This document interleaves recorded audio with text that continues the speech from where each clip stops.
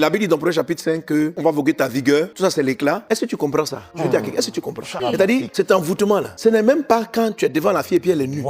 Je vous ai dit que la gueule du sexe est pas loin de la gueule de la sorcellerie. Les deux sont proches à peu.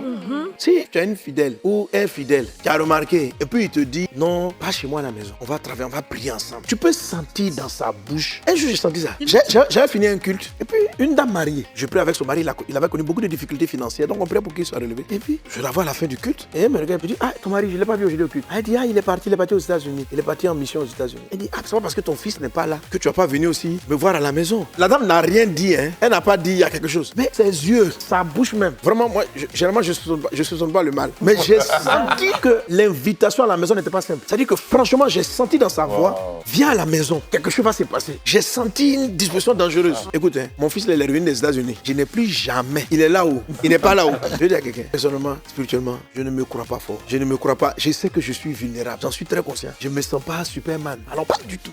Je n'ai rien, et je vais vous dire cela. Vous n'avez rien de plus que les serviteurs de Dieu qui sont tombés. On n'est pas dur. Tout ce qu'on a, c'est la grâce de Dieu qui nous préserve. Donc, lorsque l'Esprit Saint vous avertit, vous entendez dans la façon dont quelqu'un est en train de vous parler, vous sentez à l'intérieur, ou bien toi-même ta chair, lui-même il ne pense à rien, mais toi-même ta chair est un peu excitée.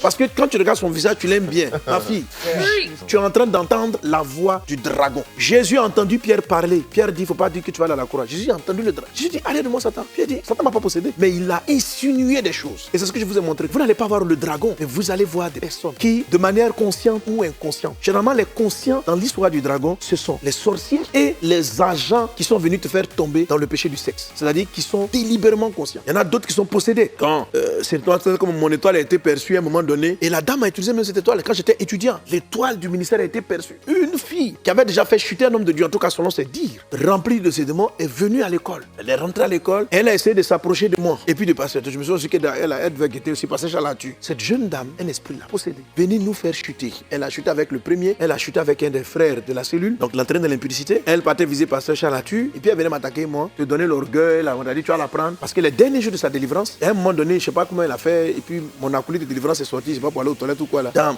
2 minutes où je suis là, elle fait des yeux comme ça, elle voulait se déshabiller. Tapez. Elle dit, mon frère, viens. C'est un cas de démon qu'il ne faut pas laisser sur la seule. Elle veut se déshabiller. Quand on a fini sa délivrance,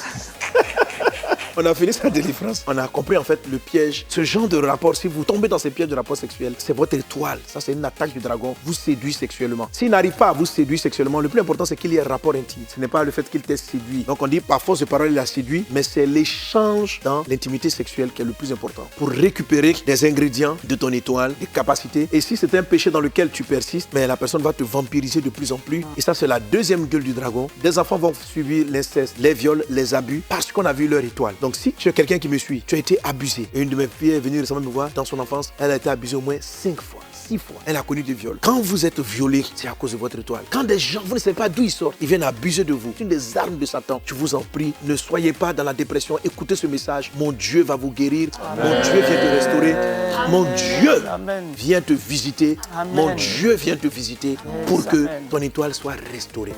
Mieux que 1000 ailleurs. Tous les mercredis à partir de 12h30. Partage cette information autour de toi et invite une personne à vivre ce moment avec toi.